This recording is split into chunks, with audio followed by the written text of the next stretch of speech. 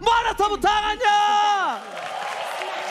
Kesempatan untuk Geek Slate setidaknya mendapatkan 1 poin terlebih dahulu karena kemenangan yang masih dipegang oleh RRQ ketika mereka bertemu dengan Geek Slate di beberapa season ke depan ini masih dipegang teguh oleh RRQ. Sementara Geek Slate mereka yang entah kenapa aku dengan draft seperti ini ya.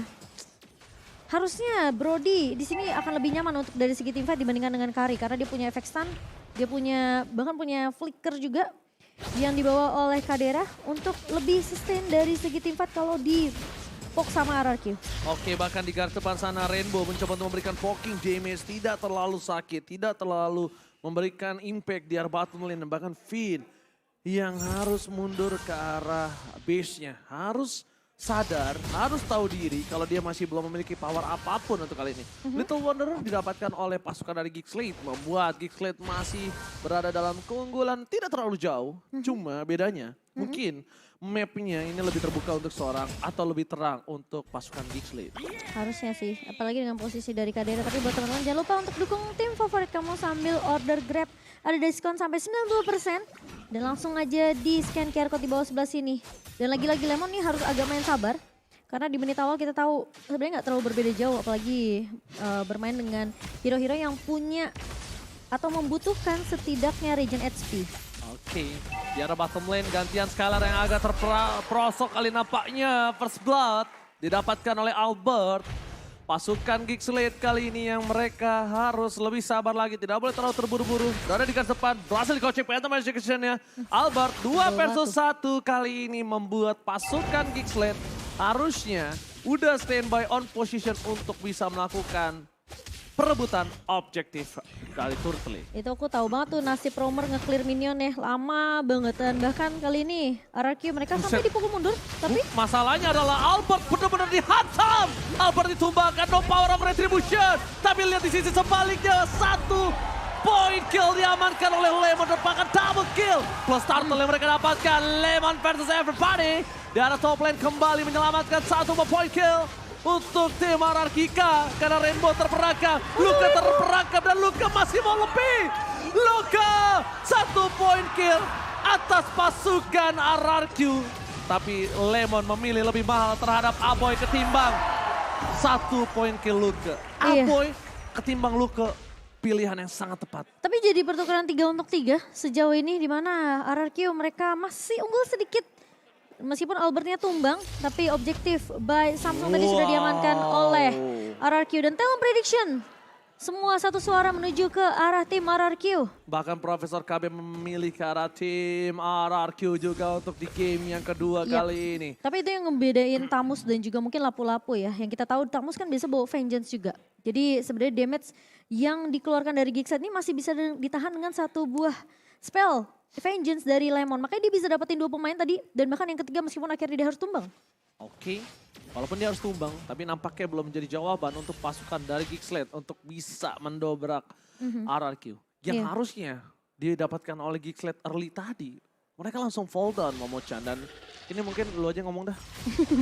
Kenapa sih? Karena kamu sendiri ya. Jadi buat teman-teman yang gak kayak Oji yang punya pasangan tuh ya. Kalian bisa memanfaatkan kode promo MPLDate. Bisa dapetin diskon 20% untuk pembelian minimal 2 tiket dan maksimal 4 tiket ya. Jadi totalnya kalian bisa dapetin diskon itu sampai 80.000 dan redeemnya cuma di blibli.com. Kenapa cuma 4 tiket? Karena ntar kalau kebanyakan tawan kamu punya pacarnya banyak. Gak usah lah nyari diskonan kalau harus belinya 2 begitu. Nonton sama siapa gua? Lah, itu ada Kowawa. Ya oke. Kapan lagi ya nonton MPL sama kakek ya? Alright, kita menuju ke arah line up dan kembali menuju ke arah pertukaran. Turtle yang selanjutnya akan diamankan oleh pasukan RRQ. Belum ada perfect Turtle di 2 game yang pertama. Apakah ini akan menjadi game yang mendapatkan perfect Turtle untuk pasukan dari RRQ? Finn di garis depan, Phantom Execution dan Retribution tidak berhasil mendapatkan untuk kedua belah pihak. Rainbow kembali berhasil mendapatkan 1 buah turtle yang sangat mahal di sisi sebaliknya. Lemon ditarik dengan Devon Adjustment. Lemon mencoba untuk melakukan zoningisasi, tapi lihat di arah bottom lane. Skylar mencoba ditumbangi, Lemon pun hilang. Lemon terpora-poranda sedangkan Luka pun sama. 2 nasib EXP laner yang tidak bisa menggapai gold lanernya masing-masing. Iya, tapi itu space yang cukup banyak untuk Kadera karena posisi Kadera yang berhasil untuk dapetin point kill ya. Sementara Skylar sejauh ini berhasil untuk dapetin assist aja atas tumbangnya seorang Luke tadi di area bawah. Karena posisi dia benar-benar low banget dan bahkan solo pick up from Jana Kitty membuat Skylar gak bisa bertahan kembali, tidak punya power untuk bertahan hidup. Berbeda dengan sebuah Brody di arah top lane. Yang mungkin masih bisa bertahan, tapi Lemon harus pulang kembali. Lemon sepertinya harus merelakan satu buah top turretnya. Apakah Lemon masih mau bertahan hidup? Lemon bertahan hidup dan Lemon tidak meninggalkan laning phase. Jadi adjustment telah dikeluarkan. Rainbow menjadi pilihan utama. Mundur ke arah belakang. Albert versus everybody. Mencoba mendapatkan Luka. A press run yang gak dapetin siapapun. Dan bahkan Albert yang akan coba ditumbangin. Untungnya tidak ada seorang memory. Fan! Double stun! Terrorist yang dia dapatkan tidak ada follow damage, itu benar-benar sia-sia. Itu sama aja kayak suka sama orang tapi nggak berani kenalan. waduh, Sia-sia. sia-sia jadinya ya. Tapi Kadera tentunya terlihat lebih nyaman dengan adanya Brody di tangan seorang Kadera di game yang kedua. Dengan kita tahu mungkin Skylar berhasil untuk dapetin beberapa pundi gold yang lebih unggul tapi nggak terlalu banyak. Dan bahkan mungkin aku bisa bilang dikejar sama Kadera dengan posisi dia bikin ke arah Blade of Despair sama seperti Skylar. Tapi masalahnya, ingat dari Kadera ini dia lebih memanfaatkan dengan emblem yang tadi kita lihat. Dia bawa penetration, jadi dari segi damage memang Kadera akan lebih sakit. Apalagi dia bawa killing spree yang kalau dia tumbangin satu, dia bisa dapatin movement speed. Dan bahkan kita bisa melihat Skylar memang benar-benar tertahan di landing phase-nya. Apalagi dia coba untuk mainin Hepta lagi tadi terlihat ya. Mencoba untuk bermain dengan Heptasis. Langsung ada Concealer Gaming, malah hilang dari permukaan. Paloyski mencoba didapatkan, satu buah point kill. Retribution from Jana Kitty. Berhasil menggagalkan perfect turtle from RRQ. Kadera, dapat member Israel. Aboy ter-take down, Kadera still survive. Tapi lihat Finn, fokus ke arah Kadera. Terrorist dan Skylar. Flicker, mencoba dapetin double kill. Pasukan dari Kingslet, mereka mundur ke arah belakang. Looking for triple kill. Luka, where are you going? Gak boleh pulang, maunya dikoyang membuat pasukan RRQ. Mereka sadar power dari Kingslet berada di arah Kadera. Dan dua flicker dikeluarkan untuk seorang Kadera. Sayang banget Luke targetingnya nggak nyampe untuk ke arah seorang Skylar. Dan Finn inisiasi yang bagus, satu buat Tyrant Revenge yang manis. Dan juga Tyrant Rage yang connect ke arah seorang Kadera ini di follow up cukup cepat oleh Skylar. Tapi mereka tahu sebenarnya ketika Finn udah ngeliat look-nya di area river, dia tahu potensi dari Skylar ini masih bisa untuk jaga positioning. So dia tumbangin dulu satu persatu dan ketika look-nya sendirian, Albertnya masih di situ. Meskipun ujung-ujungnya Albertnya harus tumbang. Tapi ingat, ketika look udah masuk itu udah bakalan susah banget untuk Arlott keluar. Meskipun dia bawa flicker ya. Oke, dan buat kalian semua ini dia Finn. Salah satu player ada di timnas, tapi sebelum itu kita lihat di Judgment. Lemon, get you to it. Lemon gak bisa bertahan, Lemon berhasil ditumbangkan. Pasukan keputusan yang sangat tepat membuat Lemon menjadi satu buah samsak. Membuat Lemon kali ini tak berdaya dengan adanya 3 player di arah bottom lane. Pasukan Geekslet mereka tahu siapa yang harus ditangkap. Tapi Council Gaming telah terjadi, menghilang dari daratan. Tidak ada siapapun, darurat didapatkan dan all in. 2 poin kill didapatkan dari bottom lane. Kadera still survive. Rena Rapati gagal mendapatkan seorang Kadera. Tapi lihat di depan sana, ada Jana Kitty bersama dengan Lu. Akankah surprise attack? Nampaknya tidak. Tidak ada team fight tambahan untuk pasukan dari tim RRQ. Luka terperangkap. Tidak mau di follow up, tapi ternyata salah keputusannya. Aku kira tidak mau dikalkulasi, aku kira tidak mau di all in. Tapi nampaknya kalkulasi Luka yang tidak memiliki flicker didapatkan oleh pasukan RRQ. Jana Kitty mencoba untuk bertahan seperti biasa di arah Lord yang selanjutnya. Adjustment! No following on damage! Skylar mencoba untuk bertahan. Flicker, tapi di sisi sebaliknya Retribution dari seorang Jana Kitty membuat Skylar tumbang. Sedangkan itu pasukan dari Kingsland mereka masih mau team fight. Kadera mencoba dihantam. Kadera gak bisa pulang. Ada satu Vendians dan bahkan Lemon gagal mendapatkan Kadera. Kadera still survive di bottom lane. Tapi Albert kali ini masih mau maksain 2 pemain dan Kadera. Sia-sia. Mencoba untuk bertahan. Finn, Albert versus everybody. Albert ditigain kali ini gak bisa lagi untuk tim fight tambahan. Tapi Albert Memang sang bayi alien ini batu, dia masih mau lebih loh Momocan. Karena dia pede ngebawa Fredrin di area depan, dia punya sustainability yang tinggi banget dengan ngebawa Fredrin.